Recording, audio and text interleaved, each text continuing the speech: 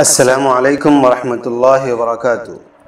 میں تنویر خالد حاضر ہوں آپ کے سامنے مفتاح العربیہ حصہ اول کے 20ویں سبق الدرس العشرین کے ساتھ آؤ عربی سیکھیں سلسلے میں۔ یہ ہمارا آخری سبق ہے، بہت پرلطف سبق ہے، بہت مزیدار سبق ہے، کیونکہ اس میں اللہ کی تعریف کی گئی ہے، نبی پاک صلی اللہ علیہ وسلم کے بارے میں بتلایا گیا ہے، قرآن کریم کے بارے میں بتلایا گیا ہے۔ یعنی ہم نے جس مقصد سے عربی زبان کا یہ سلسلہ شروع کیا تھا، ہم اس مقصد کو حاصل کرنے کے قریب ہیں۔ مقصد میرے بھائیو یہی ہے کہ ہم عربی زبان میں اللہ کو سمجھ سکے، اللہ کی باتیں سمجھ سکے، اللہ کے رسول صلی اللہ علیہ وسلم کی زندگی سمجھ سکے، ہم قرآن کریم سمجھ سکے۔ تو یہ بہت پرلطف سبق ہے، تھوڑا لمبا سبق ہے، اس لیے ہم نے اسے 3 حصے میں کیا ہے۔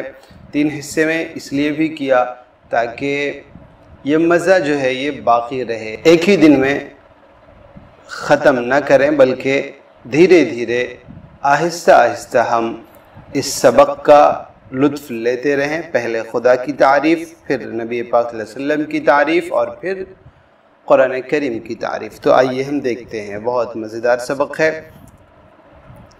اللہ ربنا، اللہ ہمارے رب ہیں۔ یہ ربنا آپ جانتے ہیں رب کا ترجمہ رب اور نا یہ اضافت کے لیے ہے، کا کے کی را رے ری نا نے نی، یہ بتا چکے۔ تو اللہ ربنا، اللہ ہمارے رب ہیں۔ دیکھیے یہ ہیں اور ہے کا فرق ایک یہ زبان کے اعتبار سے ہے، بیان کے اعتبار سے ہے کہ ہیں یہ جمع کے لیے استعمال ہوتا ہے، لیکن ادباً یہ واحد کے لیے استعمال ہوتا ہے، اس لیے اس میں جھگڑنے کی ضرورت نہیں ہے۔ بہت سے لوگ کیا کہوں میں پیچھے پڑ جاتے ہیں کہ اللہ تو ایک ہے، آپ ہیں کیوں بولتے ہیں، اللہ فرماتے ہیں، یہ حماقت کی بات ہے، یہ زبان سے ناواقف ہونے کی بات ہے۔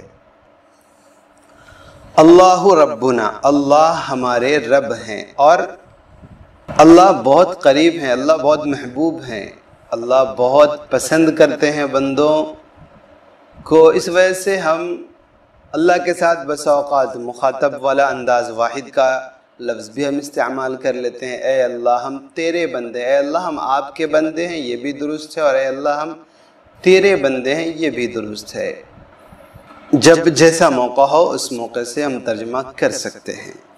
خیر یہ ایک دوسرا موضوع ہے، ابھی ہم ترجمہ کر لیتے ہیں۔ اللہ ربنا، اللہ ہمارے رب ہیں، نحن عبادہ، ہم اس کے بندے ہیں۔ عبادہ، عباد، یہ عبد کی جمع ہے، اس کا معنی بندہ، اور عباد بندے، ہو اس کے، ہم اس کے بندے ہیں۔ هو ربنا الغفور، وہ ہمارا بہت بخشنے والا رب ہے۔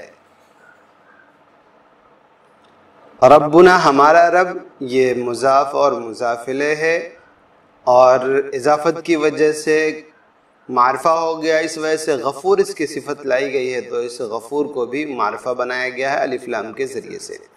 هو ربنا الغفور، وہ ہمارا بہت بخشنے والا رب ہے۔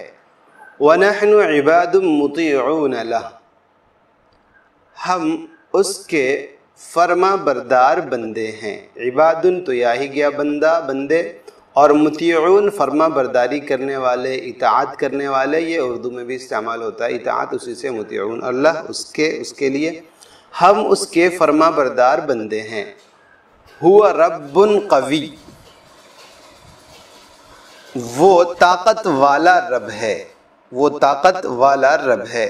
وَنَحْنُ عِبَادٌ ضُعَفَاء، ہم کمزور بندے ہیں۔ عبادن بندہ ہو گیا، اور ضعفاء یہ ضعیفن کی جمع ہے، کمزور، ہم کمزور بندے ہیں۔ هو خالق الارض والسماء، وہ خالق پیدا کرنے والا، اور الارض زمین، السماء آسمان، یہ آپ پہلے سے جانتے ہیں۔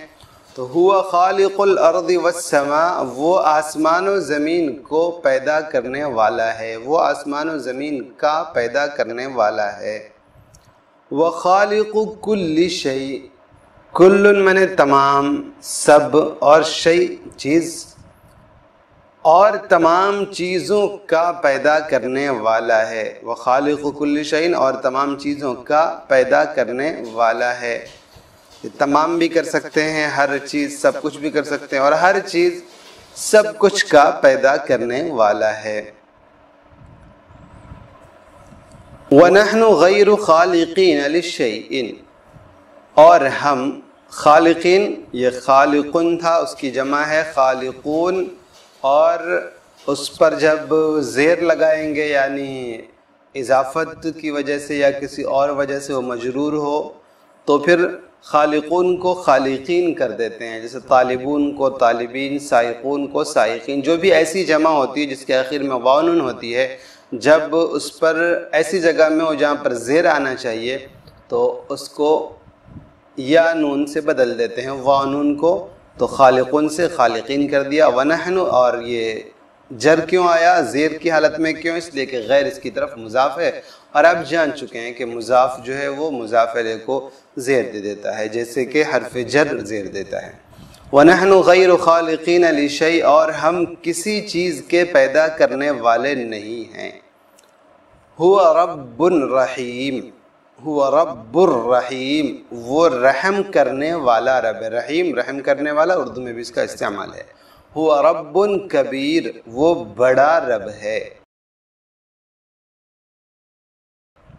هُوَ رَبٌّ رازق، وہ رزق دینے والا رب ہے، وہ روزی دینے والا رب ہے۔ لَهُ الْحَمْدُ وَلَهُ الْكِبْرِيَاءُ، لَهُ الْحَمْدُ، اس کے لیے ہے تعریف، تو اس کے لیے تعریف ہے، وَلَهُ الْكِبْرِيَاءُ، اس کے لیے بڑائی ہے۔ وَعِبَادَتُهُ وَاجِبَةٌ عَلَى النَّاسِ جَمِيعًا، عبادتہ مضاف مضاف الیہ، اس کی عبادت، واجبۃ ضروری ہے، علی الناس لوگوں پر، جمیعاً یہ تاکید کے لیے ہے تمام لوگوں پر، اس کو ہم استعمال کر سکتے ہیں۔ وعبادتہ واجبۃ علی الناس جمیعاً، اور اس کی عبادت تمام لوگوں پر ضروری ہے۔ جمیعاً کا استعمال کیجئے، مثلا الطلاب جمیعاً، الطلبۃ جمیعاً، الناس جمیعاً یہاں پر آیا ہے۔ ایسے ہی مثلا الاطفال جمیعاً، الاولاد جمیعاً، تو یہ سب استعمال ہے، آپ مشق کرتے رہیں گے انشاءاللہ سمجھ میں آ جائے گی بات۔ تو آج کا یہ سبق الحمدللہ ہم نے مکمل کیا، بہت مزیدار سبق ہے۔ ہم نے تو جب استاذ نے ہمیں پڑھایا تھا اس سبق پہ ہم پہنچے تھے تو استاذ محترم نے یہ سبق زبانی ہمیں یاد کرنے کو کہا تھا، اس لیے کہ اس کے اندر اللہ کی تعریف ہے، نبی پاک صلی اللہ علیہ وسلم کی تعریف ہے، اور قرآن کریم کے بارے میں بیان ہے۔ آپ اسے چھوٹی سی تقریر بھی کہہ سکتے ہیں، چھوٹا سا بیان بھی کہہ سکتے ہیں، اس لیے اسے ہم یاد کر لیں، زبانی بھی تو کوئی مذاقہ نہیں ہے۔ آج اتنے پر اجازت دیں، والسلام علیکم ورحمۃ اللہ وبرکاتہ۔